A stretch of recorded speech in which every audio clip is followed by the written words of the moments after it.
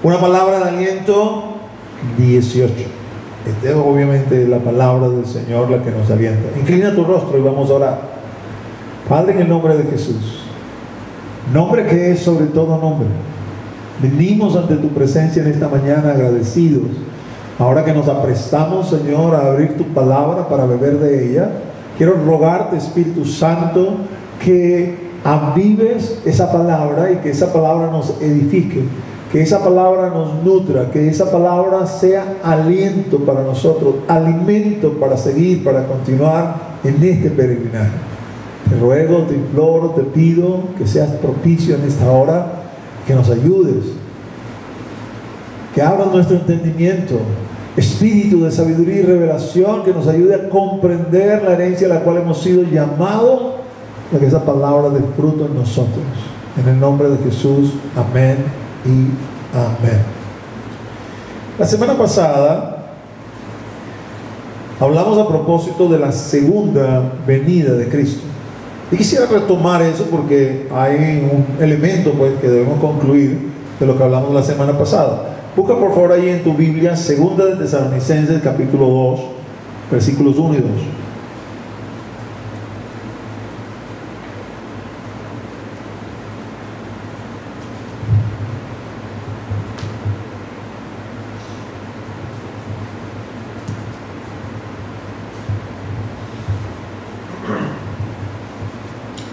Este es el pasaje que tomamos la semana pasada para introducir este tema de la segunda venida de Cristo.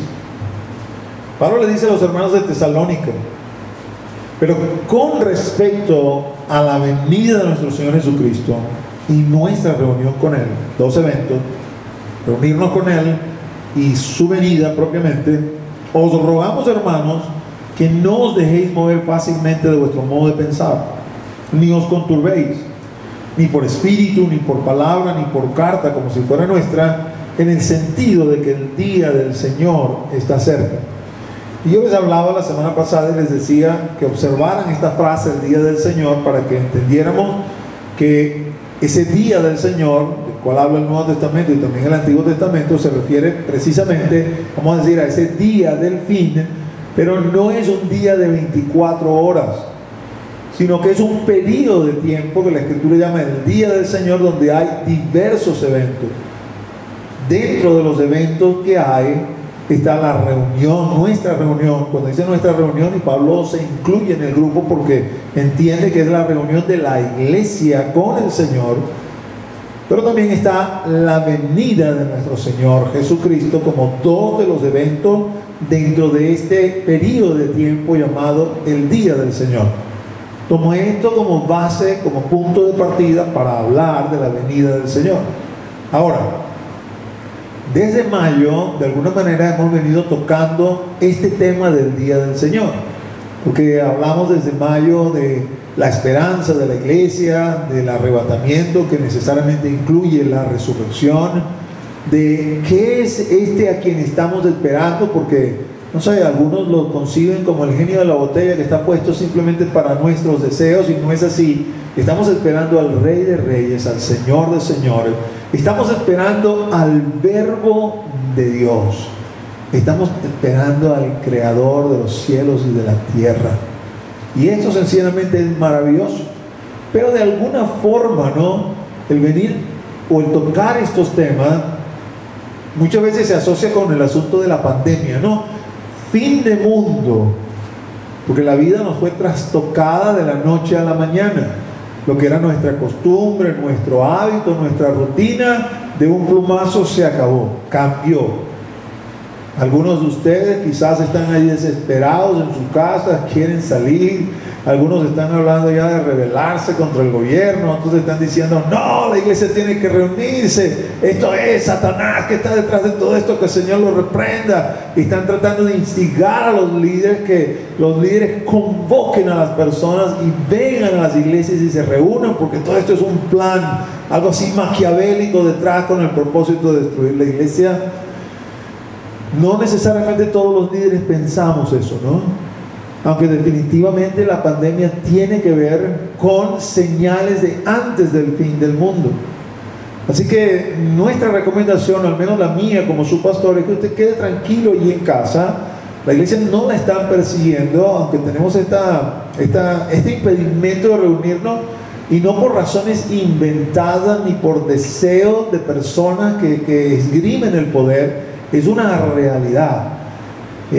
Hace un par de semanas la gente del Consejo Evangélico, con la cual me estoy reuniendo regularmente, nos hicieron llegar un video bastante impactante de una iglesia adventista en Italia, donde el pastor se paseaba en medio de su iglesia y colocaron en las bancas donde se acostumbraban a sentar los feligreses, son aproximadamente unas 30 o 40 personas, las fotos de aquellos que habían fallecido.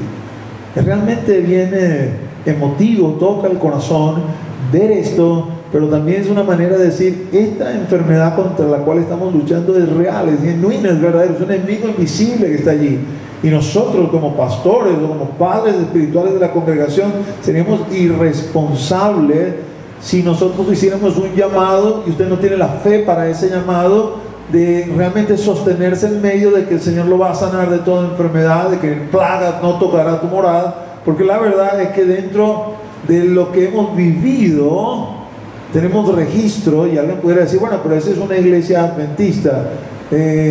Ya el equivalente del Consejo Evangélico en Nicaragua nos ha informado del fallecimiento de 49 pastores por causa precisamente de que se han seguido reuniendo. En Nicaragua no se dictaron medidas de cuarentena, sino que la vida siguió normal.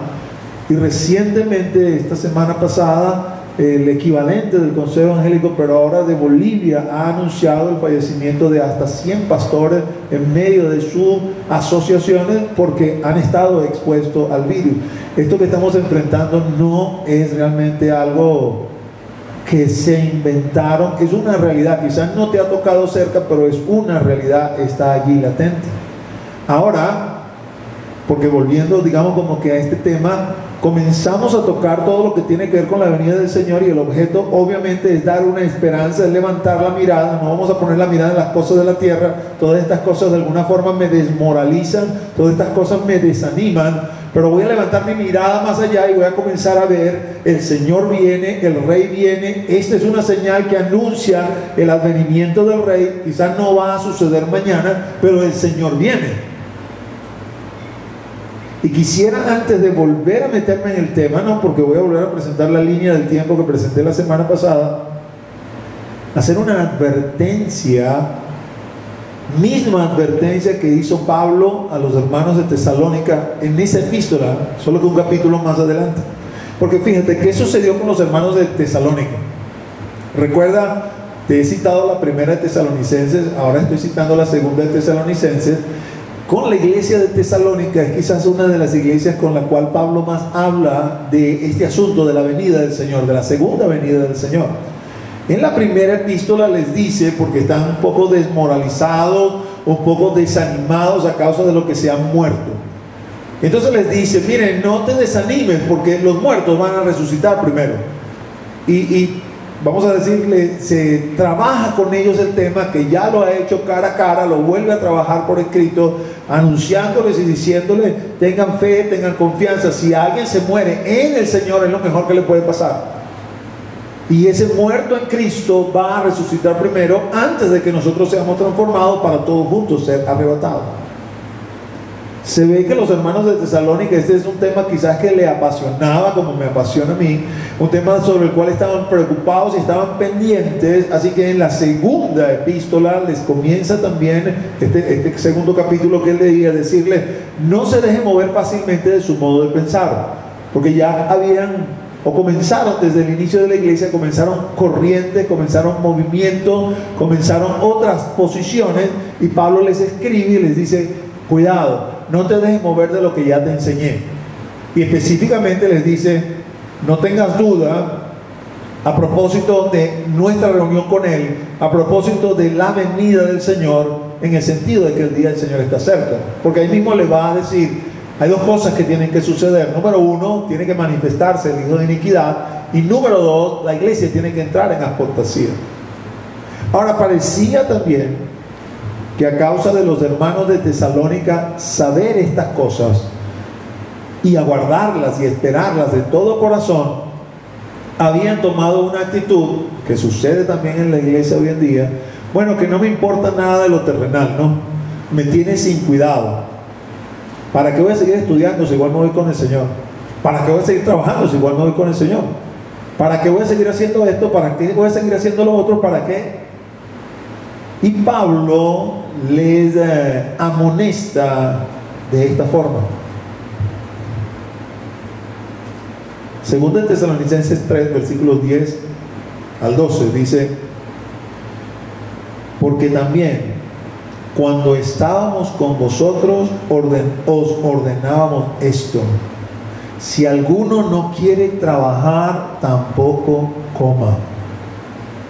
Porque oímos que algunos de entre vosotros andan desordenadamente, no trabajando en nada, sino entremetiéndose en lo ajeno.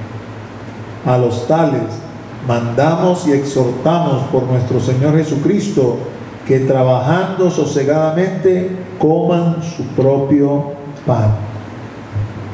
Amados, la cuarentena nos ha obligado a encerrarnos en nuestras casas, pero no para tener tiempo de ocio, sino para ocupar nuestro tiempo en las cosas que convienen.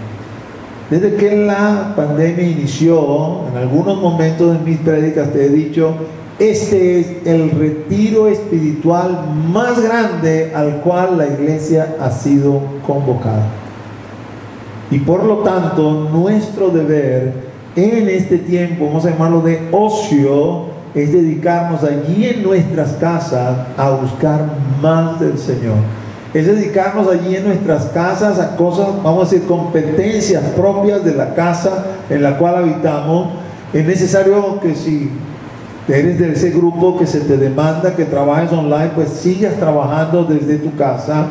Es necesario que te ocupes, vamos a decir, en las cosas terrenales propias del sostén de cada día, vamos a llamarlo así, porque eso da buen testimonio de nosotros como cristianos.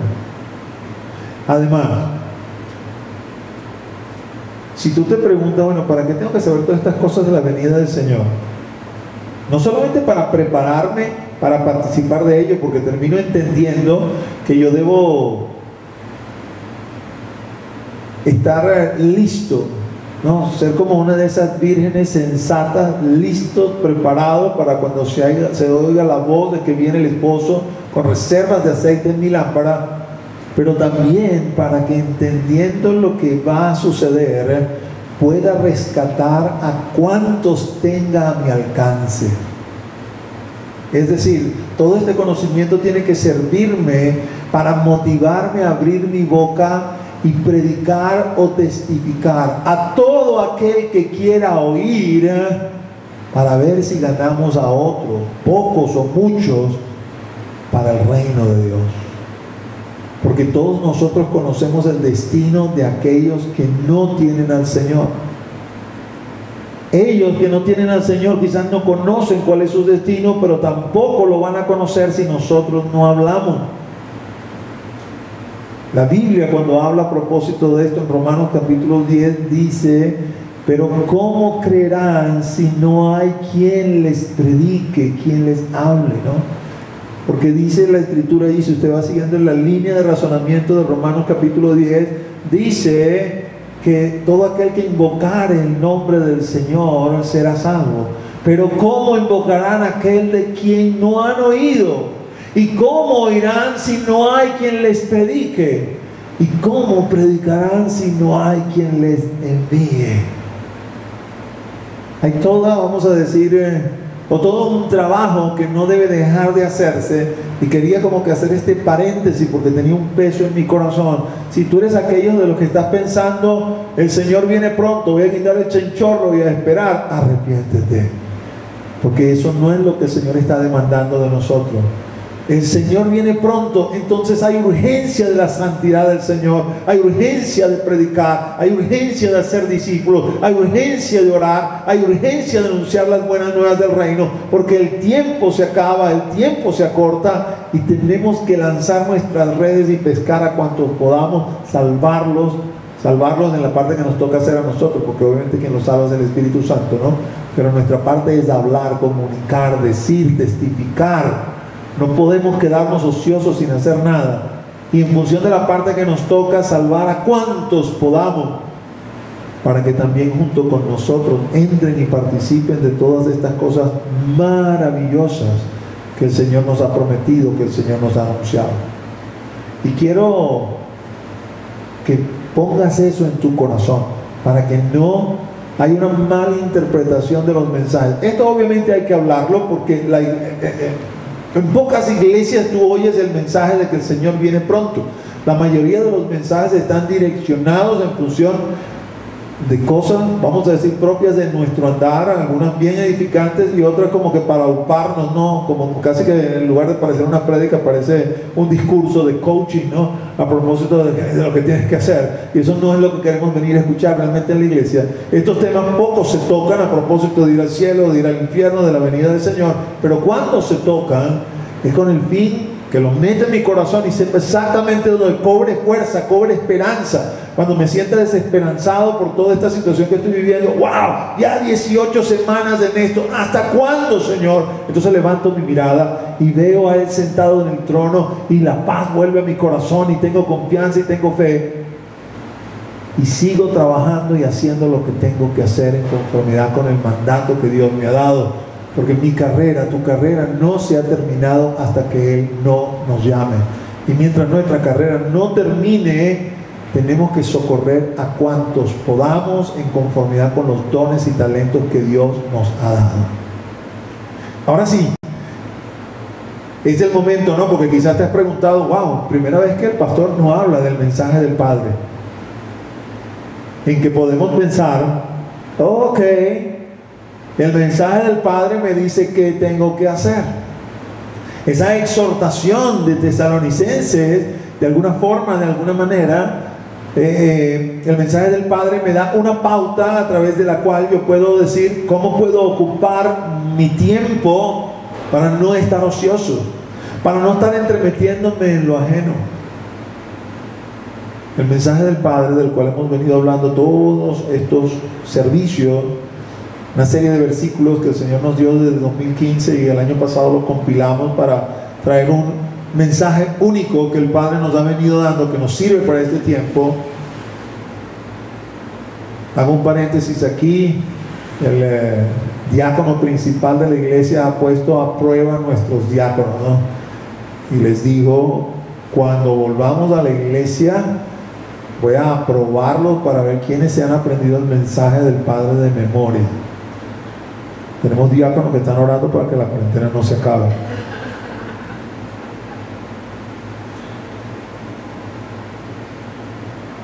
Pero más allá de aprendérselo de memoria, que te felicito, Jairo, por esa iniciativa, porque te lo aprendes de memoria, lo metiste acá, es bajarlo a tu corazón para ponerlo por obra. Dado que he sido libertado del pecado y hecho siervo de Dios, Romanos 6:22. Además, su paz sobrenatural me guarda, Filipenses 4:7. Voy a procurar con todas mis fuerzas, alma, mente y corazón. Número 1, estar en su casa todos los días de mi vida. Estar en su casa es estar en comunión con Él, Salmo 27:4. Estar en su casa es estar en oración. Estar en su casa es estar leyendo la palabra y estudiando y profundizando en ella. Estar en su casa es estar en ayuno, inquiriendo en la presencia del Señor. Un preámbulo aquí en la tierra, porque cuando estemos finalmente con Él, nuestros ojos lo verán cara a cara. Y eso va a ser la experiencia más maravillosa. Bueno, a lo mejor, voy a decir para mí, pues, yo cuando pienso en eso, no se me ocurre otra experiencia más maravillosa que el día que vea a mi maestro a los ojos, cara a cara. Porque sin verle los ojos puedo sentir su amor sobre mi vida. El día que vea a mi maestro a los ojos, ese amor que seguramente van a desbordar sus ojos va a ser una cosa sencillamente indescriptible.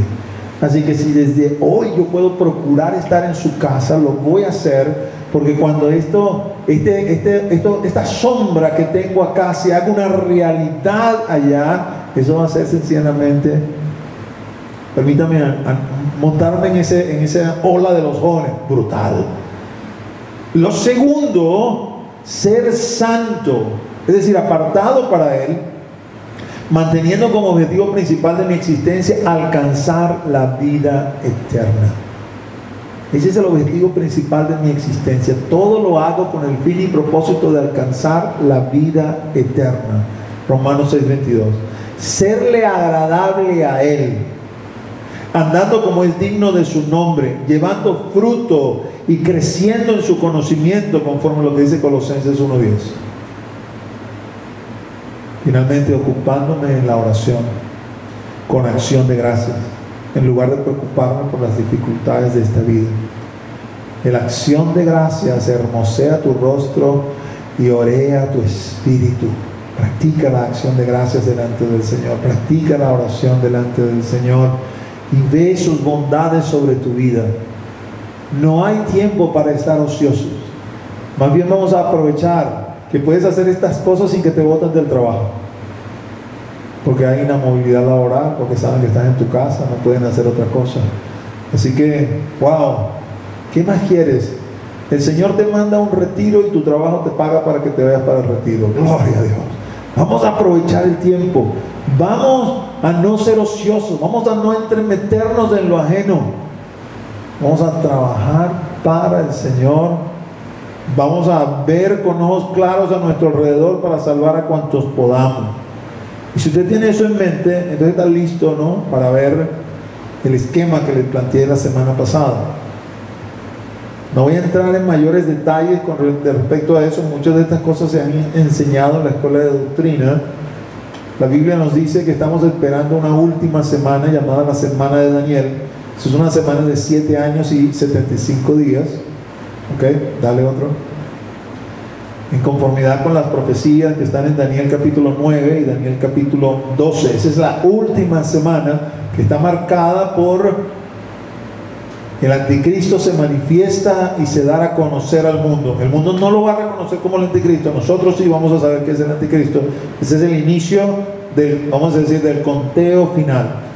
A la mitad de esa semana acontece la abominación desoladora, que es la profanación del templo. Los judíos van a reconstruir el templo y el templo va a ser profanado. A la mitad de la semana significa 3 años y medio, 1260 días. Una vez que comience la abominación desoladora, en la última parte de la semana hay un tiempo que la escritura llama tiempo de gran tribulación. Ahí coloco otra expresión para esos 3 años y medio, que es 42 meses.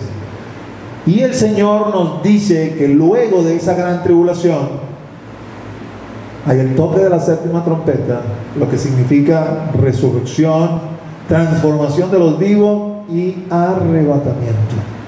Quiere decir que nos vamos para arriba con el Señor. Y luego, porque no es que el mundo se acabó, en ese espacio que queda de esos 75 días adicionales, pueden venir así fraccionados, puede ser un todo. No se lo puedo decir con claridad, lo entenderemos en el momento que eso suceda, pero lo cierto es que en ese espacio de tiempo hay eventos en el cielo y también hay eventos en la tierra, para concluir esa semana con el descenso de Cristo con todos los santos. La semana pasada hablábamos de los eventos del cielo. Eso fue glorioso, mis amados. Ahí hablamos primero del tribunal de Cristo y muchos nos asustamos.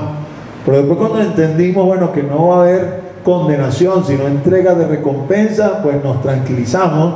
Y después de eso, mis amados, permítanme ponerme un poco criollo aquí, después del tribunal de Cristo viene el bonche, porque vamos para las bodas del Cordero. Un bonche santo, un bonche honorable, el mayor de los festejos que la creación haya conocido, porque es la boda del Cordero de Cristo con su iglesia. Pero esta semana quiero mostrarles qué es lo que va a pasar aquí en la tierra. Así que quiero que busquen en tu Biblia Apocalipsis capítulo 16.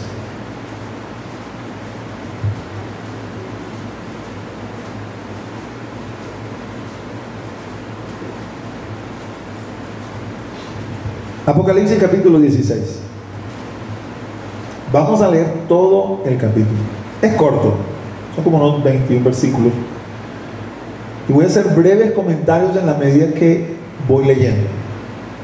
Pero quiero que prestes mucha atención a cada uno de los eventos que están ligados con este derramamiento de las copas de la ira de Dios. En estas copas de la ira se consuma el pago, la retribución de Dios sobre los moradores de la tierra. Y este capítulo 16, en un único capítulo, y esto es bien interesante que pensarlo, ¿no? Y razonarlo, porque el libro de Apocalipsis está conformado sellos, trompetas y copas. Y usted va leyendo la apertura de los sellos. La apertura de los sellos comienza en el capítulo 6 y ahí está la apertura del sexto sello allí en un único capítulo, y luego debemos pasar al siguiente capítulo. Bueno, hay un interludio en el 7, pasar al capítulo 8 para ver la apertura del séptimo sello. Y otro tanto sucede con las trompetas, es decir, en la narración del toque de cada trompeta abarca una serie de capítulos. Pero cuando venimos a las copas de la ira, están todas concentradas en un único capítulo, en el capítulo 16 de Apocalipsis. Así que yo lo voy a ir leyendo, voy a ir pausado, lento, tú vas a ir leyendo junto conmigo allá. Sé que mis apuntadores, tengo algunos apuntadores que están trabajando junto conmigo, ellos se han añadido voluntariamente y van a estar colocando los versículos allí en los comentarios. Si no tienes Biblia, puedes leer esos versículos allí en el comentario. Espero que aparezcan lo suficientemente claro en pantalla para los que no saben dónde se ven los comentarios allí en la transmisión. Y si simplemente no lo puedes ver, no lo puedes leer, no lees la pantalla, oye con atención lo que vamos a hablar. Entonces leo desde el versículo 1. Oí una gran voz que decía desde el templo a los 7 ángeles: y derramad sobre la tierra las 7 copas de la ira de Dios. Antes de seguir, regrésame la lámina un poquitico, por favor. Quiero que te ubiques, ¿no?, en la parte final de este esquema. Eso es lo que está sucediendo en la tierra. La iglesia está arriba en el cielo con el Señor, pero aquí abajo en la tierra quedan todos los que no son iglesia. Y para todos los que quedan aquí en la tierra que no son iglesia, vienen estos acontecimientos que vamos a leer. La orden es: y derramad sobre la tierra las 7 copas de la ira de Dios. Ahora sí, vamos de nuevo a la lámina que estamos leyendo. Para todos aquellos que piensan que Dios es así, y con el perdón de mi Señor, como hippie, ¿no?, toda paz y todo amor, todo suave, tranquilo, ha malinterpretado al Señor. El Señor solamente está teniendo misericordia, dando chance de que mayor cantidad de gente se arrepienta. Pero llega un momento cuando el Señor dice: basta. Es el momento de dar la retribución a causa de tanta maldad. Por eso hay una bienaventuranza en Mateo 5 para aquellos que hemos entrado en el reino y profesamos los dogmas, los lineamientos del reino. Bienaventurado todo aquel que tiene hambre y sed de justicia, porque ellos serán saciados. Viene el tiempo que el Señor hará justicia. No te desanimes porque ves al impío que prospera, aquel que blasfema, que parece que tiene éxito, aquel que es un idólatra, un pagano, un satanista o cualquier tipo de cosas en este sentido, que pareciera que le va bien en la vida. Viene el día de la retribución. Fue el primero, sigo leyendo, y derramó su copa sobre la tierra, y vino una úlcera maligna y pestilente sobre los hombres que tenían la marca de la bestia y que adoraban su imagen. De aquí vamos a desprender dos cosas. Número uno, no todos los hombres que están en la tierra tienen la marca de la bestia y adoran su imagen.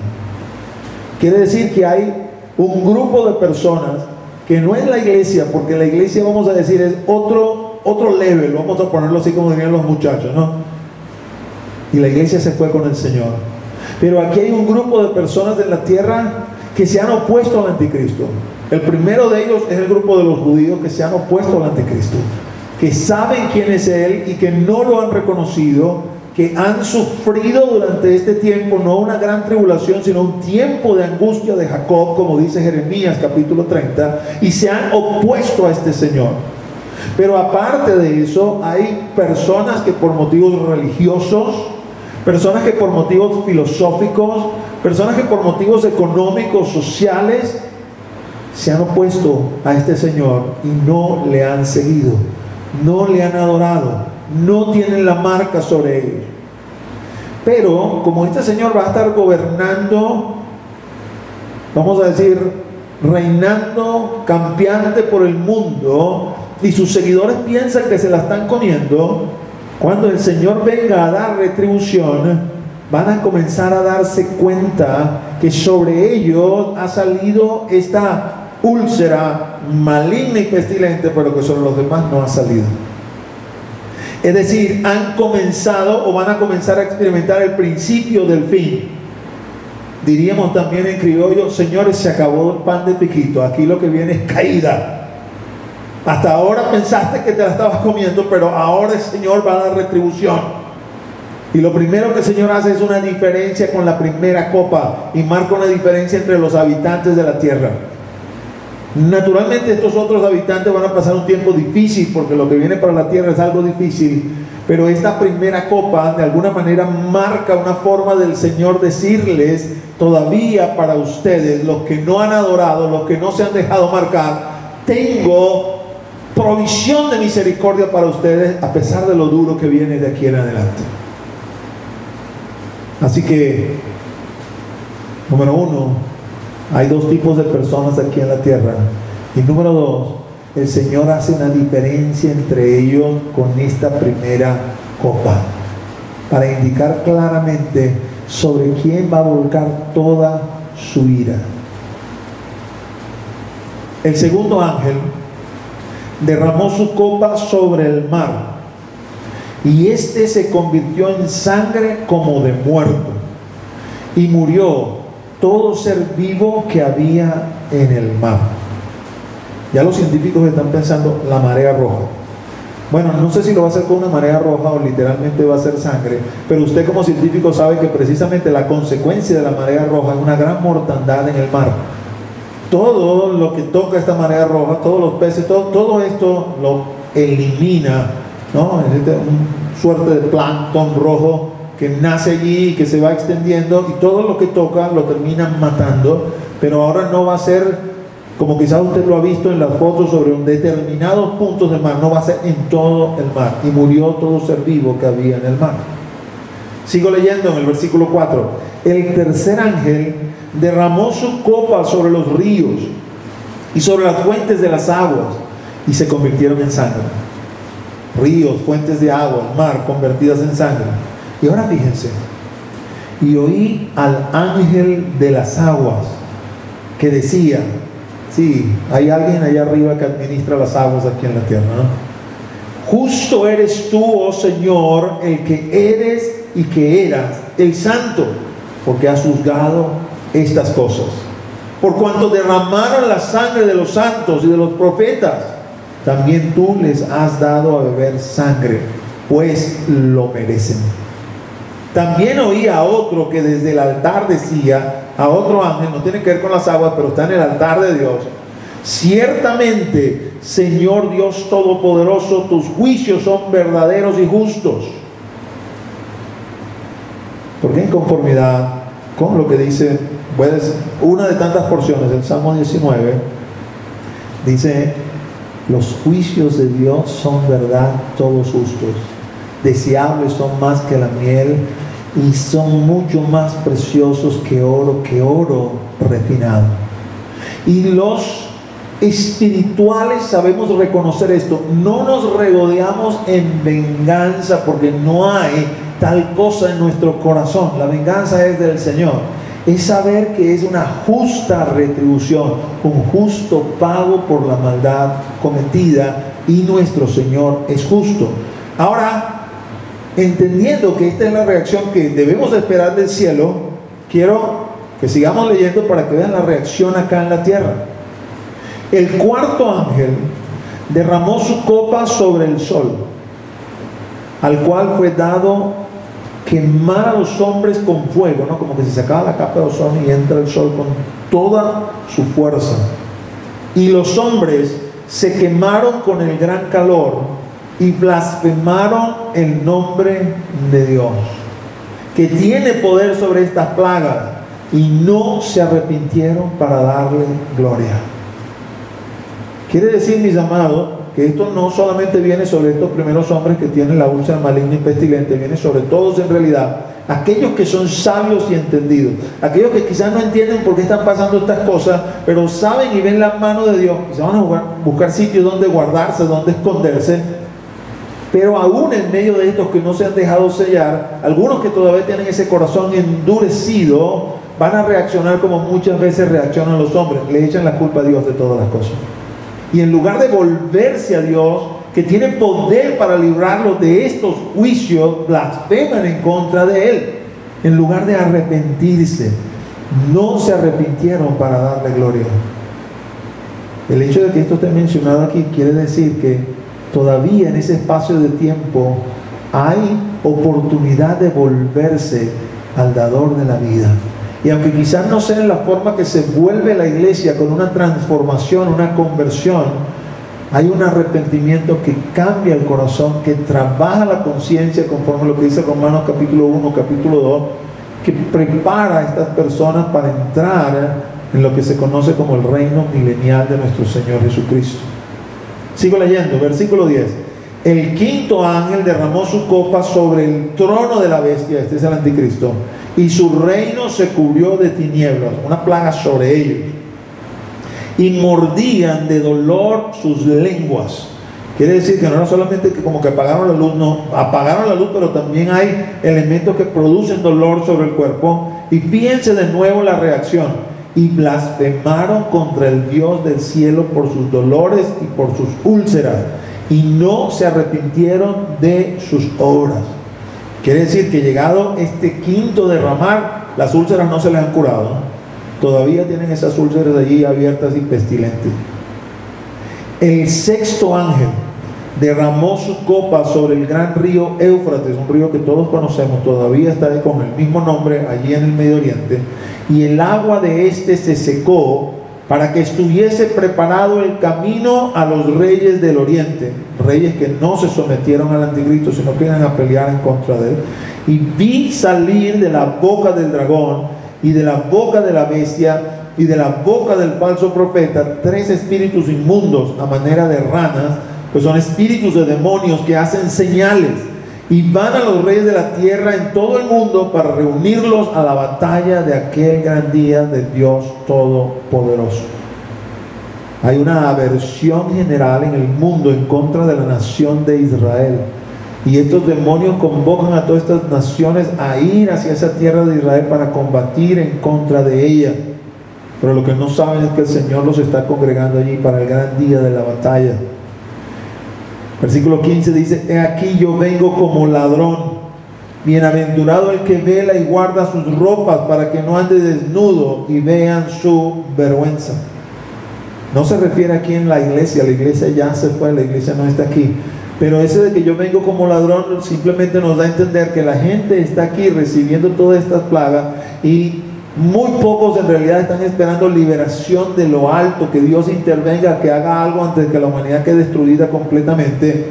Y el Señor se va a aparecer delante de ellos como ladrón cuando no se lo esperan. Y por eso hay una bienaventuranza para aquel que, a pesar de toda la situación, Fíjense, a pesar de que no son iglesia, eso no quiere decir que no crean en Dios y que digan Dios mío, y clamen a Dios. No son iglesia, pero de alguna manera son creyentes. Es el grupo de personas que va a entrar en ese reino milenial, en este mismo cuerpo que nosotros hoy en día tenemos. Sigue diciendo ese capítulo: y los reunió en el lugar que en hebreo se llama Armagedón. Tiene nada que ver con la película de Hollywood, ¿no? Ahora fíjense, el séptimo ángel derramó su copa por el aire, y salió una gran voz del templo, del cielo, del trono, diciendo: hecho está. Interesante que aquí cambia el discurso, ¿no? Todas las copas inmediatamente nos dice calamidades aquí en la tierra, pero esta séptima copa, cuando es derramada sobre la tierra, lo primero que se oye es una voz en el cielo que dice: hecho está. ¿Se recuerdan? Aquí está Alejandra, mi teóloga favorita. Consumado es en la cruz, se acabó, el plan se cumplió, está todo hecho, ya nada puede ser revocado, ya nada se puede echar para atrás. Entonces, versículo 18, hubo relámpagos, voces y truenos, y ahora sí viene un acontecimiento aquí en la tierra, y un gran temblor de tierra, un terremoto tan grande cual no lo hubo jamás desde que los hombres han estado sobre la tierra. El profeta Isaías dice que vio la tierra temblar como un ebrio. Nunca la tierra ha conocido un terremoto tan grande como ese terremoto, que va a afectar no solamente, vamos a decir, la zona del Medio Oriente donde están todos estos ejércitos reunidos, va a afectar la tierra en pleno. Y la gran ciudad, Jerusalén, fue dividida en 3 partes. Y las ciudades de las naciones cayeron, y la gran Babilonia vino en memoria delante de Dios para darle el cáliz del vino del ardor de su ira. Y toda isla huyó, y los montes no fueron hallados. Aquí hay una teoría a propósito de esto, ¿no? Porque se presume que ese temblor de tierra es de tal magnitud que uno de sus efectos va a ser el enderezamiento del eje terrestre, lo cual produciría inmediatamente un derretimiento de los polos, creciendo así el nivel del agua, y no queda ninguna isla visible. Y cayó del cielo sobre los hombres, otro evento acá en la tierra, un enorme granizo como del peso de un talento. Para aquellos que no conocen estas medidas, ¿no? Porque tengo un talento y dicen, bueno, ¿qué será un talento? Un talento son entre 40 y 45 kilos. Imagínense el tamaño de peñona que cae del cielo. Y los hombres blasfemaron contra Dios por la plaga del granizo. Todavía están allí como que, bueno, ya están al borde de, y siguen blasfemando contra Dios, porque su plaga fue sobremanera grande. Y aquí termina el capítulo y uno dice, ya va, me dejaste como en suspenso, ¿no? Como en esas películas que tú piensas que ya va a terminar el final y de repente aparecen las letras que se acabó la película. Y tú dices, ¿qué pasó aquí? ¿Cómo me vas a dejar así? Sí, la película tiene otro capítulo, otro suceso, ¿no? Porque justo lo que viene luego de eso es ese punto final de la semana, que es el descenso de Cristo. Y eso, mis amados hermanos, es glorioso. Terrible aquí en la tierra, pero glorioso. Quiero que te muevas ahora al Antiguo Testamento. Estabas en Apocalipsis 16, casi al final de tu Biblia. Pero ahora muévete al Antiguo Testamento, al libro de Zacarías. Casi el último libro del Nuevo Testamento.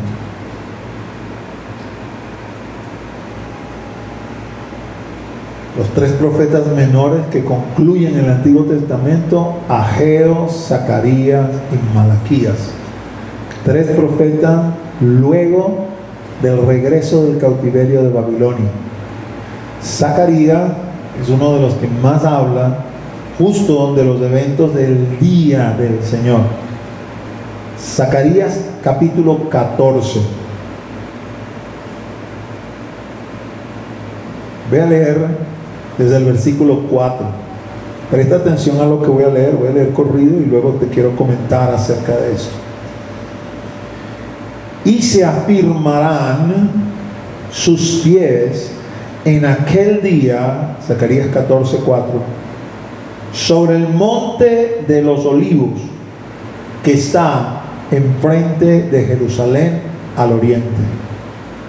Y el monte de los olivos se partirá por en medio, hacia el oriente y hacia el occidente, haciendo un valle muy grande.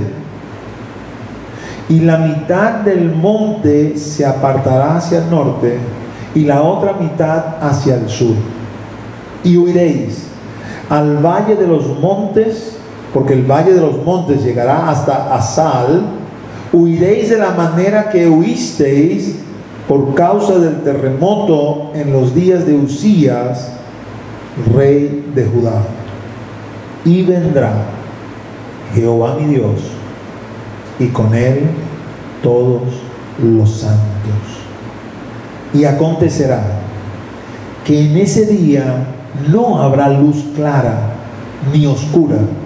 Será un día el cual es conocido de Jehová, que no será ni de día ni de noche. Pero sucederá que al caer la tarde habrá luz. Y quiero que los músicos vayan pasando, porque quiero explicarte un poco, ¿no?, a propósito de este día del cual estamos hablando.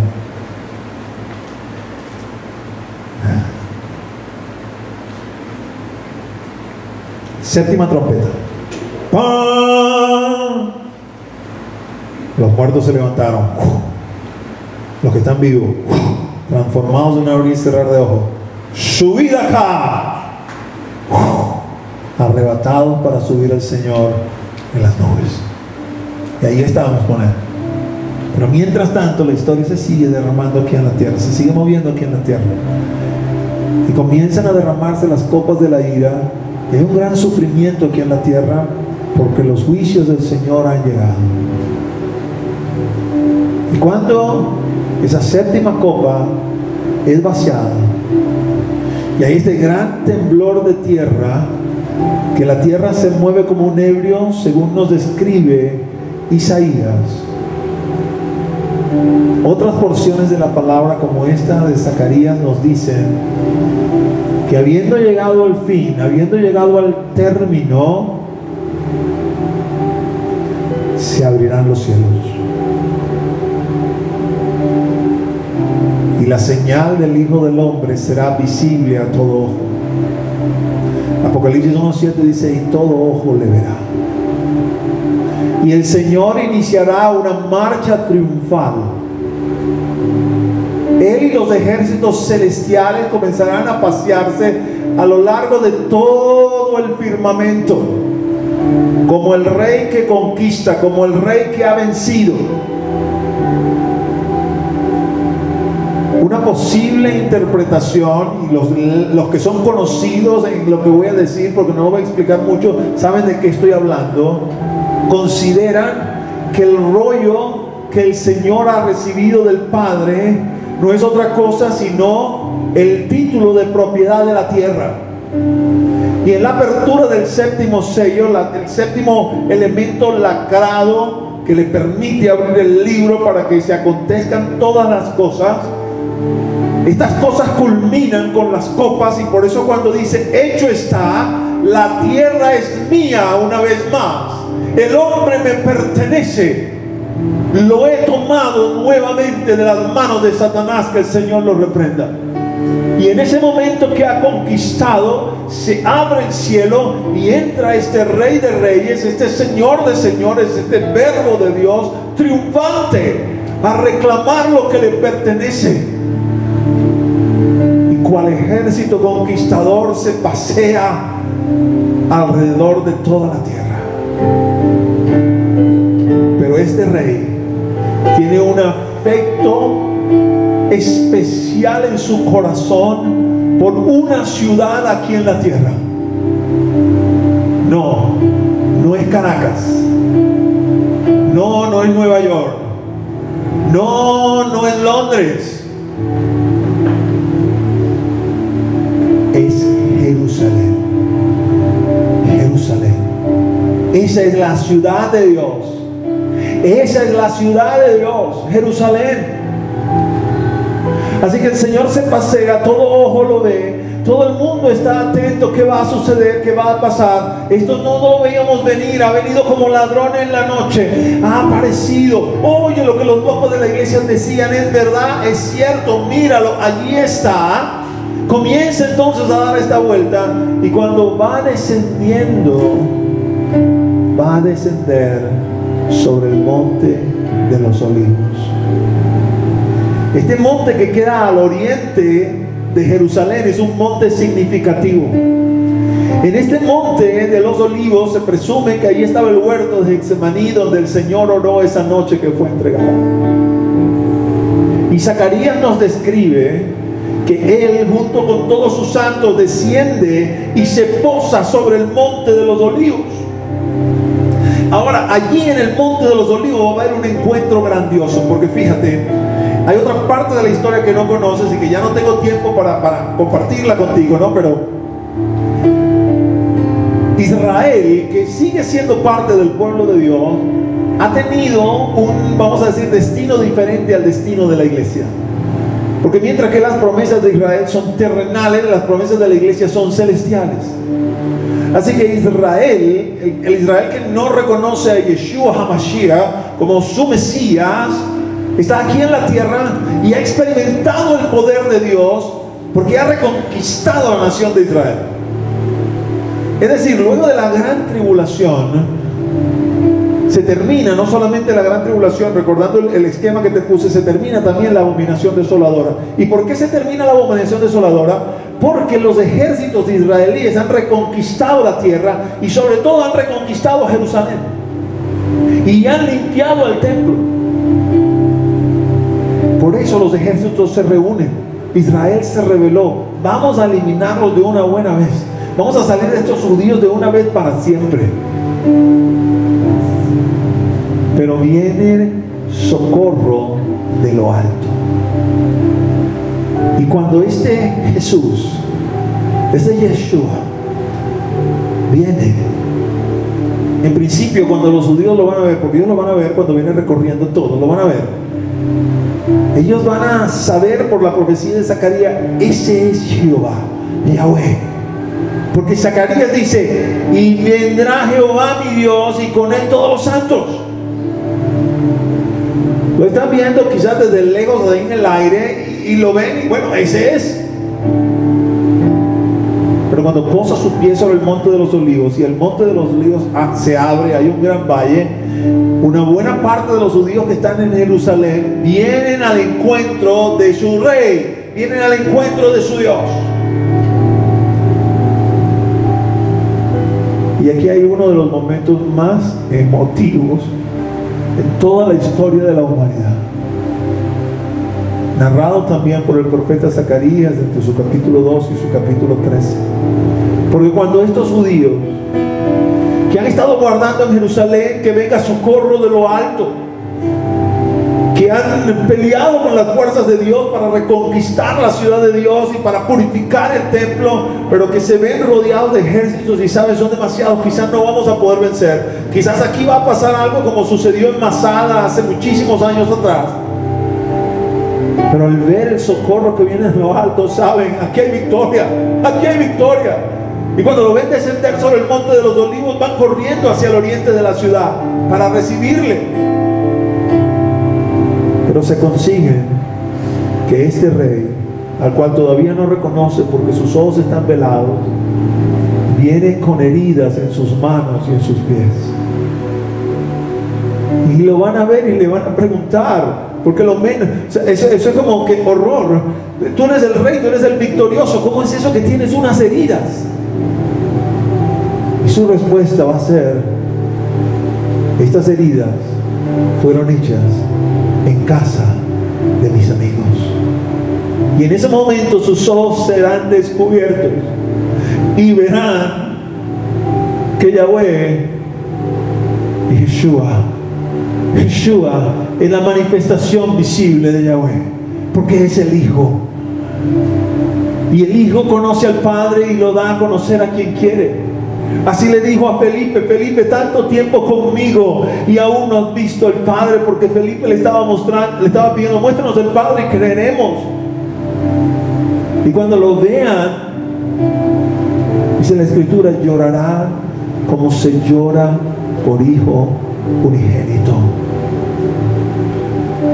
Pero luego de este momento de reconciliación viene el tiempo de victoria, porque este Rey de Reyes y Señor de Señores, ahí pues sí tengo que terminar, sigue leyendo el capítulo 14 de Zacarías, con el espíritu que sale de su boca va a vencer. Puedes leer Zacarías 14 y Apocalipsis 19 para ver el resultado de la batalla de Armagedón y cómo nuestro Rey y Señor toma dominio sobre la tierra, destruyendo sus enemigos, y se convierte en Rey en Jerusalén. Y quizás te puedes preguntar ahora: ok, me hablaste de los judíos, los recibieron por acá, ¿y nosotros dónde estamos en el paquete? Bueno, te vuelvo a leer lo que leí, valga la redundancia, en el versículo 5 de Zacarías 14. Vendrá Jehová mi Dios, y con él todos los santos. Usted y yo venimos allí al lado de él. Usted y yo vamos a presenciar ese desfile triunfal, no viéndolo desde la tierra, sino siendo parte del desfile. Es decir, literalmente, porque obviamente el centro de atracción es el Señor, pero literalmente, una vez que vamos a decir aterricemos acá, quizás te consigues con alguien conocido, si eres de esta última generación, y te van a ver como que te van a decir: oh, Fran, tú también en medio de ellos. Y tú sonreirás así: sí, yo también en medio de ellos, porque vendremos junto con él. Inclina tus ojos y vamos a orar. Padre, en el nombre de Jesús,